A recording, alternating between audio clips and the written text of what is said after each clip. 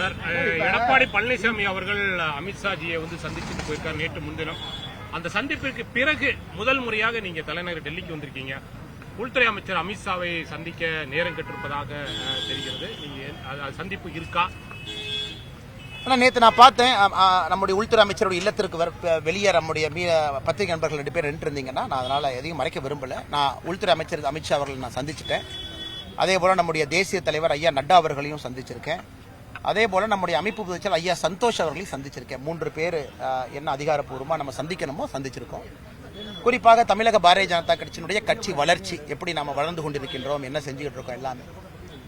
2026 தேர்தலை பொறுத்தவரை ஒரு விஷயத்துல நாம் எல்லோரும் தெளிவாக இருக்கின்றோம். இது தமிழகத்திற்கு மிக முக்கியமான தேர்தல் என்பதில் ரொம்ப தெளிவா இருக்கும். ஏன்னா நாங்க இன்னைக்கு பாரதிய ஜனதா கட்சி, நாங்க இன்னைக்கு ஆளுகின்ற கட்சி திராவிட முன்னேற்ற கழகத்தின் மீது நம்ம குற்றம் சுமத்துறோம். அவர்கள் செய்யக்கூடிய தவறுகள் எங்களுடைய பார்வையில மக்கள் முன்னாடி எடுத்து வைக்கிறோம்.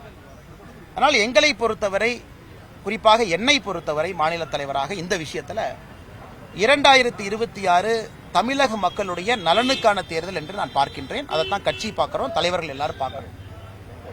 அதில் அடுத்த கேள்வி நீங்க கேட்பீங்க, அப்படி பார்க்கும் பொழுது கூட்டணி எல்லாம் எப்படின்னு. கூட்டணிக்கான நேரம், காலம், அவகாசம் அதற்கு இன்னும் ரொம்ப தூரம் இருக்குண்ணா. இன்னும் உங்களுக்கு கிட்டத்தட்ட 9 மாசம் 10 மாசம் இருக்கு. இன்னும் நிறைய விஷயங்கள் கிரவுண்ட்ல நடந்துகிட்டு இருக்கு. இன்னைக்கு கட்சி நலன் முக்கியம், பாரதிய ஜனதா கட்சி எப்படி போகணும்னு முக்கியம். அதைவிட முக்கியம் தமிழக மக்களுடைய நலன். கட்சி வளர்ச்சி முக்கியமா, தமிழக மக்களுடைய நலன் முக்கியம்னு கேட்டீங்கன்னா, தமிழக மக்களுடைய நலன் இன்னைக்கு முக்கியமா இருக்கு. அதனால இது எல்லாம் பேசியிருக்காங்க, நம்முடைய மூத்த தலைவர்கள் ஆலோசிக்கிறாங்க. அதனால கூட்டணி சம்பந்தமாக தகுந்த நேரத்தில் நம்முடைய தலைவர்கள் பேசுவாங்க. மாநில தலைவராக என்னுடைய கருத்து என்ன சொல்லணும் தலைவர்களுக்கு சொல்லியிருக்கேன்.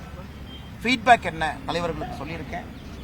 அதே நேரத்தில் 2026 திராவிட முன்னேற்ற கழகம் தமிழகத்தில் ஆட்சியிலிருந்து இறக்கப்பட வேண்டும் என்கின்ற தொண்டர்களுடைய கருத்தையும் நம்முடைய தலைவர்களுக்கு தெரிவிச்சிருக்கிறோம். மாநில மக்களுடைய நலனுக்காக இருக்கிற அப்படின்னு சொல்றீங்க. அதே சமயத்தில் அதிமுகவினுடன் பாஜக கூட்டணி உறுதி செய்யப்பட்டது அப்படின்றது நேற்றுக்கு முந்தினத்திலிருந்தே தகவல் தெரிகிறது.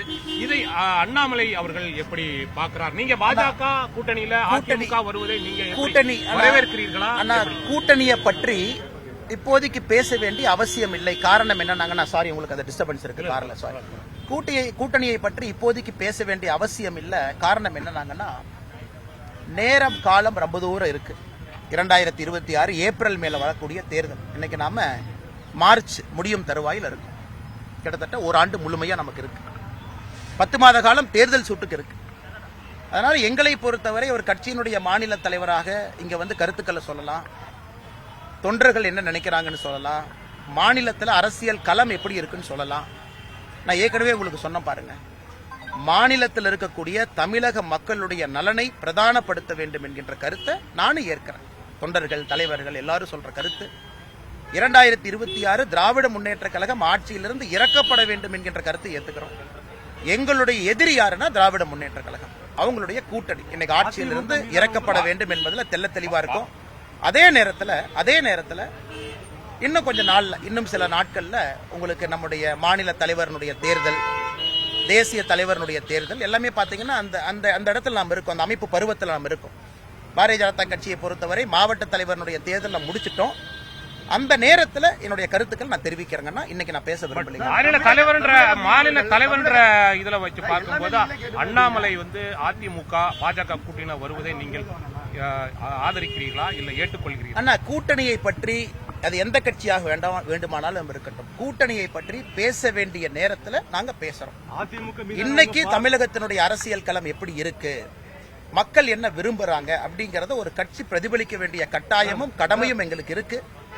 கூட்டணியை பற்றி நிச்சயமாக பேச வேண்டிய நேரத்தில் பேசுறோம். மிக குறிப்பாக அண்ணாமலைன்னு ஒரு வார்த்தையை பயன்படுத்துறீங்க. இந்த கட்சியினுடைய தொண்டன் மாநில தலைவராக இருந்தாலும் எனக்குன்னு தனிப்பட்ட கருத்துக்கள் எதுவும் இல்லை. கட்சி முதன்மையானது, கட்சி முக்கியமானது, கட்சிக்காகத்தான் நாங்கள் எல்லாருமே இங்க இருக்கோம். அதில் எந்த மாற்று கருத்தும் இல்லை.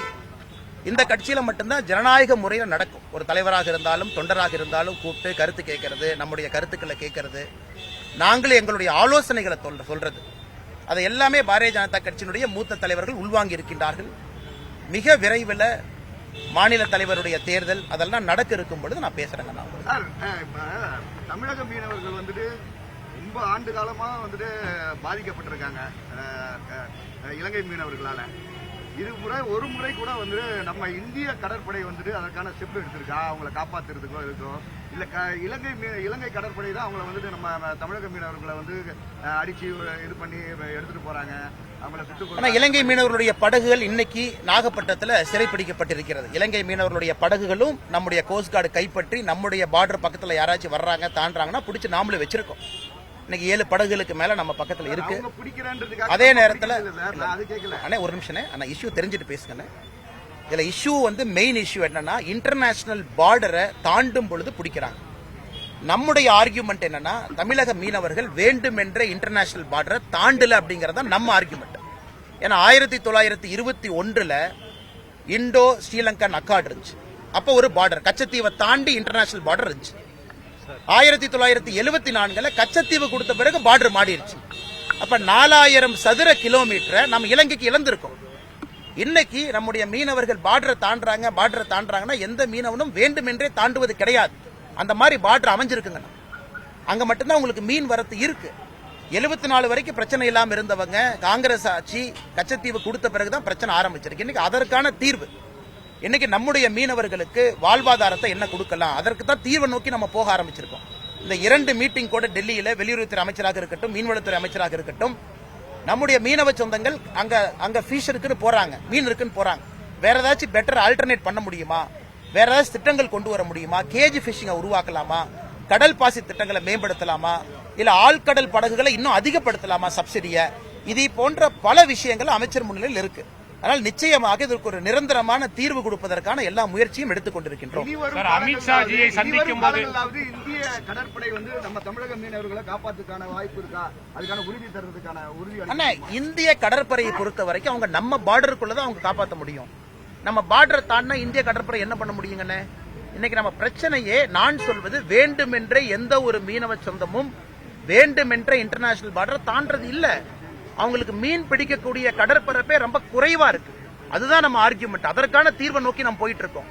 நம்மளுடைய இந்தியன் கோஸ்ட் கார்டு எப்படி இன்டர்நேஷனல் பார்டரை தாண்ட முடியும்னா நம்முடைய இன்டர்நேஷனல் பார்டருக்குள்ள ஸ்ரீலங்கன் நேவி வந்தாங்கன்னா நம்ம தட்டி தூக்கிட்டு வந்துருவோம். அப்படிலாம் யாரும் வர்றது கிடையாது.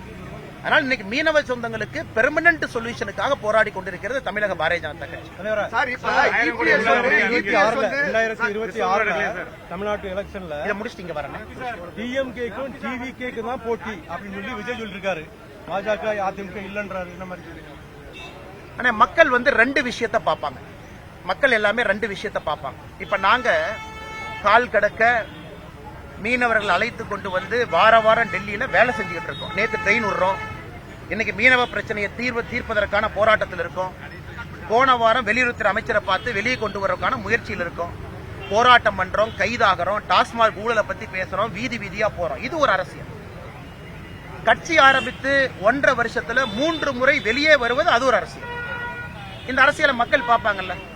கட்சி ஆரம்பிச்சு எத்தனை முறை வெளியே வந்தீங்க, எத்தனை முறை ஏசி காரை தாண்டி வெளியே வந்தீங்க, எத்தனை முறை மண்டபத்தில் மீட்டிங் போட்டீங்க.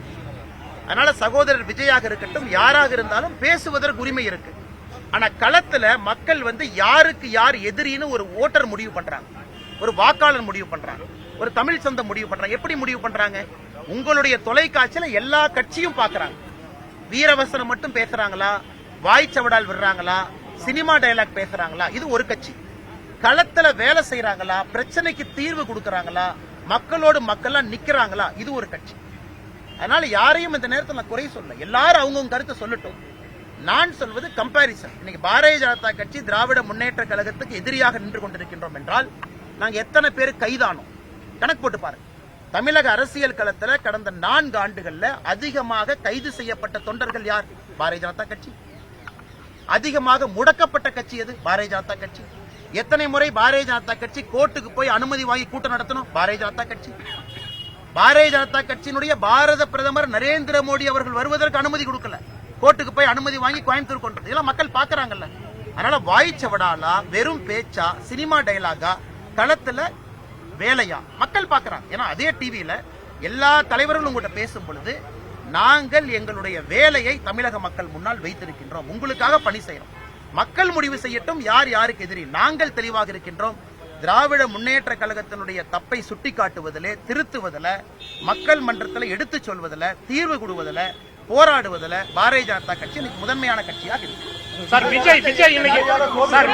விஜய் இன்னைக்கு சொல்றாரு, பிரதமர் பத்தி பேசுறாரு, ஒரே நாடு ஒரே தேர்தல் என நீங்க ஸ்டார்ட் செய்யும் போதே புரிஞ்சிடுச்சு பிரதமர் சார், தமிழ்நாட்டை கொஞ்சம் கேர்ஃபுல்லா ஹேண்டில் பண்ணுங்க சார், தமிழ்நாடு நிறைய பேருக்கு தண்ணீர் காட்டியுள்ளது அப்படின்னு பிரதமரை கடுமையாக விமர்சனம் செய்திருக்கிறார் விஜய். இத பத்தி நீங்க என்ன நினைக்கிறீங்க? இன்னைக்கு சகோதரர் விஜய் அவருடைய தமிழக வெற்றி கழகத்தினுடைய பொதுக்குழு கூட்டம் நடக்குது. தமிழகத்தில் நிறைய கேள்விகள் நீங்க கேட்டீங்க, சென்னையில் நடக்குது. இன்னைக்கு சகோதரர் விஜயாக இருக்கட்டும், அவரு கூட மேடையில பேசுறவங்களா இருக்கட்டும், ஒரு விஷயத்தை அவங்க புரிஞ்சுக்கணும். அரசியல் என்பது வெறும் மைக் எடுத்து பேசிவிட்டு கை காட்டிட்டு போறது அரசியல் கிடையாதுங்க. களத்துல நின்று வேலை பார்ப்பது அரசியல். நான் சகோதரர் விஜய் அவருக்கு ஒரு சின்ன அரசியல் பாடத்தை எடுக்கிறேன். 1973 கடைசியா டீலிமிட்டேஷன் நடந்த பொழுது, இப்ப நம்ம டீலிமிட்டேஷன் 2026 பேசுறோம். 1973 டீலிமிட்டேஷன் நடந்தபோது சகோதரர் விஜய் நல்லா அவங்க கேட்டுக்கணும் அண்ணன், ஏன்னா சில அரசியல் புரிதல் அவருக்கு இருக்கணும். அன்னைக்கு இந்தியாவுடைய லோக்சபா சீட் 525 இருந்து 545 உயர்த்தப்படுகிறது. 1973 20 சீட் உயர்த்துறாங்க. 20 சீட்ல தமிழ்நாட்டுக்கு எவ்வளவு கிடைச்சது? 0. அப்ப 20 சீட்டு உயர்த்தியும் 1973 தமிழ்நாட்டுக்கு ஒரு சீட்டு கூட 73 கிடைக்கல. டீலிமிட்டேஷன்ல சில மாநிலங்களுக்கு 3 சீட் அதிகமாச்சு, சில மாநிலங்களுக்கு 2 சீட் அதிகமாச்சு, சில மாநிலங்களுக்கு 1 சீட் அதிகமாச்சு. அன்னைக்கு ஆட்சியில் இருந்தது யார்? காங்கிரஸ். தமிழ்நாட்டில் ஆட்சியில் இருந்தது யார்? திராவிட முன்னேற்ற கழகம். அம்மையார் இந்திரா காந்தி அவர்கள் கூப்பிட்ட அனைத்து கட்சி கூட்டத்திற்கு தமிழகம் சார்பாக 73 கூட்டத்துக்கு போனது யார்? கலைஞர் கருணாநிதி ஐயா. அன்னைக்கு திமுக டீலிமிட்டேஷன் கமிஷன் மீட்டிங் 1973 போய் இந்தியாவினுடைய லோக்சபா சீட்டு 20 உயர்த்தப்பட்ட பொழுது கலைஞர் ஐயா தமிழ்நாட்டுக்கு ஒரு சீட்டு கூட வாங்கி கொடுக்கல. அப்ப நாயப்படி விஜய் அவர்கள் குற்றச்சாட்டு வைக்கிறார்னா யாரு மேல வைக்கணும்? இதற்கு முன்னாடி டீலிமிட்டேஷன் நடந்த பொழுது ஆட்சியில யார் இருந்தாங்க? அப்ப தண்ணி விஜய் அவர் யாரு காட்டணும்? காங்கிரசுக்கும் திமுகவும் காட்டணும். 2026 நாங்க பண்ற டீலிமிட்டேஷன் ஒருவேளை வரும் பொழுது குறைவா இருந்தா பத்திரிகை நண்பர்கள் சொல்லுங்க, அண்ணா என்ன யூபி 10 கொடுத்தீங்க, தமிழ்நாட்டுக்கு 2 தான் கொடுத்திருக்கீங்க. நான் ஆதாரத்தின் அடிப்படையில் பேசுறேன். அதனால சகோதரர் விஜய் அவர்கள் பேசும்பொழுது ஒரு அரசியல் புரிதலோடு பேசணும். ஏன் அப்ப விஜய் அவர்கள் பிரதமரை இந்த கூட்டத்தில் கடுமையாக விமர்சிக்கிறார்? முறையில் ஒரு பிரதமரை விமர்சிப்பதற்கு என்ன காரணம்? அண்ணே, அரசியலை பொறுத்த வரைக்கும் ஒரு ரவுடி அடிச்சா தான் இன்னொரு ரவுடிய மக்கள் ரவுடின்னு ஏத்துக்குவாங்க. யார் ரவுடி? படத்து டைலாக் சொல்றேன். நான் டான் சும்மா இல்ல 10 டான் அடிச்சேன். இன்னைக்கு இவங்க எல்லாமே யாருன்னா அரசியல்ல யாரு சக்தி வாய்ந்தவராக இருக்கிறாங்க அவர்களை பத்தி பேசினா ஒரு மைலேஜ் கிடைக்கும். இன்னைக்கு ராகுல் காந்தி அவரை பத்தி விஜய் அவங்க பேச முடியுமா? பேச முடியாது. விஜய் அவங்க அங்க வந்துட்டு யாரை பத்தி பேச முடியும்? விஜய் அவர்கள் ஒருத்தர் மேல குற்றச்சாட்டு வைக்கிறாங்கன்னா பிரதமர் மேலதான் வைக்க முடியும். ஏன்னா மீடியா வெளிச்சம் அதற்காக பேசுறாரு. ஆதாரத்தின் அடிப்படையில் பேசினா நான் பதில் சொல்றேன். 1973 டீலிமிட்டேஷன் சொன்னேன். தமிழ்நாட்டுக்கு நிதி கொடுக்கல விஜய் சொல்றாரா? பதில் சொல்றேன் எவ்வளவு நிதி கொடுத்தோம்னு. இது என்னுடைய கடமை. அதனால தொடர்ந்து நான் சொல்லிக் கொண்டிருப்பது. அது மட்டும் இல்ல, இன்னொரு நண்பர் கேள்வி கேட்டீங்க உங்களை பத்தி உங்களை பத்தி டிவி கேல இன்னதோ ஒண்ணு சொன்னாங்க அப்படி. ஆனா சகோதரர் விஜய் அவர்கள் ஒரு விஷயத்தை உணர்ந்தணும். ரெட் ஜெயின் மூவிஸ்க்கு திறப்பு விழா நடத்தினதே சகோதரர் விஜய் தான். குருவி படத்துல சகோதரர் விஜய் அவர்கள் தான் ரெட் ஜெயின் மூவிய தமிழ்நாட்டு மக்களுக்கு அறிமுகப்படுத்தினார். இதான்ப்பா ரெட் ஜெயின் மூவி, முதல் படமே நான் தான். சகோதரர் விஜய் அது மட்டும் இல்ல, ரெட் ஜெயின் மூவி பீஸ்டாக இருக்கட்டும், இன்னொரு படமாக இருக்கட்டும், அதனுடைய ப்ரொடக்ஷன் மட்டுமில்ல டிஸ்ட்ரிபியூஷன் ரெட் ஜெயின் தான் பார்த்துச்சு. நான் ஆதாரத்தின் அடிப்படையில் சொல்றேன். யாராச்சும் ஒருத்தர் எங்க மேல குற்றச்சாட்டு வைக்கிறாங்க, பாரதிய ஜனதா கட்சியின் மீது வைக்கிறாங்கன்னா சகோதரர் விஜய் அவர்களும் அவருக்கு கேள்வி கேட்டுக்கணும். ரெட் ஜெயின் படத்தை முதலாக குருவி மூலமாக தமிழ்நாட்டுக்கு அறிமுகம் செஞ்சது யாரு? இன்னைக்கு மீடியா இண்டஸ்ட்ரி எல்லாமே ஒரு தனிப்பட்ட நபருடைய கட்டுப்பாட்டில் இருக்கு, ஆதிக்கத்தில் இருக்குன்னா, உதயநிதி ஸ்டாலின் ஆதிக்கத்தில் இருக்குன்னா, ரெட் ஜெயின் மூவிக்கு தேங்காய் உடைச்சு பூஜை போட்டது யாரு? இன்னைக்கு எல்லாம் மேடையில் ஏறி இன்னைக்கு வாய்க்கிலேயே டிவிக்கில சில பேர் பேசுறாங்க. டிவிக்கில சில பேர் பேசுறாங்க, அண்ணாமலை இப்படி அண்ணாமலை அப்படி. ஆனா அவங்களுக்கு நான் பதில் சொல்லணும், தப்பா போயிருந்தேன். இன்னைக்கு டிவிக்கில ஒருத்தர் திமுக உட்கார்ந்தார், திமுகக்கு வேலை பார்த்தார் லாட்டரி பணத்தை வச்சு. திமுக இருந்து விசிகேக்கு தாவுனார் லாட்டரி பணத்தை வச்சு. விசிகேல இருந்து இன்னைக்கு விஜய்க்கு தாவி இருக்கார். அவரோட ஐடியா என்னன்னா தமிழக வெற்றி கழகத்தை லாட்டரி விற்பனை கழகமா மாத்தணுங்கிறது அவர் ஐடியா. இந்த தமிழக வெற்றி கழகங்கிற பேர் சரியில்லை, இதை லாட்டரி விற்பனை கழகமா மாத்திட்டோம்னா நல்லா இருக்குங்கிறதுக்காக இன்னைக்கு விஜயோட போய் இணைஞ்சிருக்காரு. இன்னைக்கு அவங்க என்னைய பத்தி குறை சொல்றாங்க. தமிழ்நாட்டில் ஊழலை உடைத்து பேசுவதில் நம்பர் 1 பாரதிய ஜனதா கட்சி, மக்கள் மன்றத்தில் இருப்பது பாரதிய ஜனதா கட்சி, பிரச்சனைகள்ல மாட்டி இருப்பது பாரதிய ஜனதா கட்சி, ஆளுங்கட்சியினுடைய வழக்கு அவதூற பேச்சுக்கள். அதனால எங்களைய பார்த்து யாராவது டிஎம்கேக்கு ஆதரவா நாங்க செயல்படுறோம்னா நீங்க யோசிச்சுங்க அவங்க பேச்சு எப்படிப்பட்ட பேச்சு. உங்க தலைவரையே இவ்வளவு பெரிய விமர்சனம் ஆக்கி இருக்கிற விஜய்க்கு நீங்க என்ன சொல்ல விரும்புறீங்க சார்? நாவடக்கத்துடன் இபிஎஸ் வந்து அமித்ஷாவை பார்த்ததுக்கு அப்புறம் முன்னாடி இருந்த உங்களுக்கு அதிமுகவுடனான ஒரு மோதல் போக்கு எப்படி போகும்? மோதல் போக்கு இல்லைன்னா நான் எதுக்குன்னே செருப்பெல்லாம் விட்டுட்டு எதுக்குன்னு ரோட்ல உங்கள்கிட்ட பேசிட்டு இருக்கேன். என் கட்சியை வளர்த்தணும்னு நான் நிக்கிறேனே. என் தொண்டை செத்து போய் 50 வருஷம் 60 வருஷமா பிஜேபி வளருமா வளராதான்னு என் தொண்டை நின்றுட்டு இருக்கான். I am answerable to my cadre. என்னுடைய ஆக்டிவிட்டி எல்லாமே மாநில தலைவராக என்னுடைய கட்சியை வலிமைப்படுத்துவதற்கு தான் நான் உழைக்கிறேன். அதே நேரத்தில் 2026 பொறுத்தவரைக்கும் ஒரு வார்த்தையை நான் பயன்படுத்தினேன், தமிழக மக்களுடைய நலன் சில நேரத்தில் கட்சியினுடைய நலனை விட முக்கியத்துவம் வாய்ந்ததாக இருக்கிறது. அதனால என்னை பொறுத்தவரை எந்த பொறுப்பிலும் வேலை செய்வதற்கு நான் தயார், தொண்டனாக வேலை செய்வதற்கும் தயார். என்னால யாருக்கும் எப்பவும் பிரச்சனை வராது. கட்சி தலைமை அதிமுக கூட்டணியில் சேர்வதற்கு ஒத்துக்கொண்டால் அண்ணாமலை ஏற்றுக்கொள்வாரா? கட்சி தலைமை அண்ணாமலை ஏத்துக்கிறாரு, அண்ணாமலை ஏத்துக்கல அப்படிங்கிற பிரச்சனையே இங்க இல்லைங்க. என்னுடைய வேலை என்னவோ அது தொண்டனாக கூட நான் செய்வேன். தலைவர் என்கின்ற பதவி இருந்தா தான் செய்யணும் என்கின்ற அவசியம் கிடையாது. அதனால் எந்த கருத்துக்களாக இருந்தாலும் நாங்க எங்களுடைய தலைவர்கள்ட்ட சொல்லியிருக்கோம், தமிழக மக்களுடைய நலன் முக்கியமானது, முதன்மையானது. அதற்காக அண்ணாமலையை பொறுத்தவரை எதை வேண்டுமானாலும் செய்வதற்கு நான் தயாராக இருக்கின்றேன். தமிழ் முடிச்சு Tamil is over, English mic can come here. Tamil முடிச்சு விஜய்க்கு என்ன சொல்ல விரும்புறீங்க? இந்த சன் டிவி அண்ணா ராமகிருஷ்ணன் இன்னைக்கு நிறைய விஜய் என்ன கேட்கிறாரு.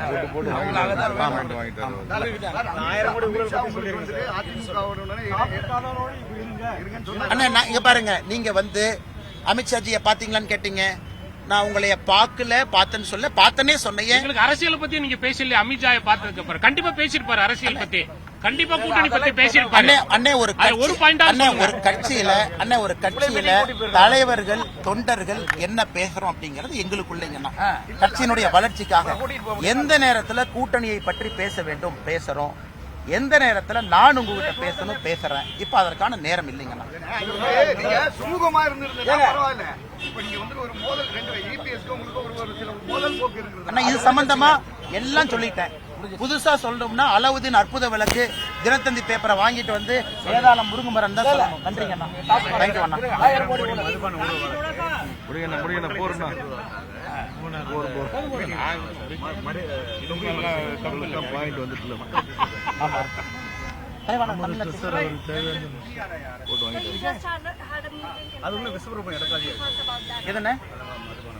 விஸ்வரூபத்தில் தானே இருக்குது.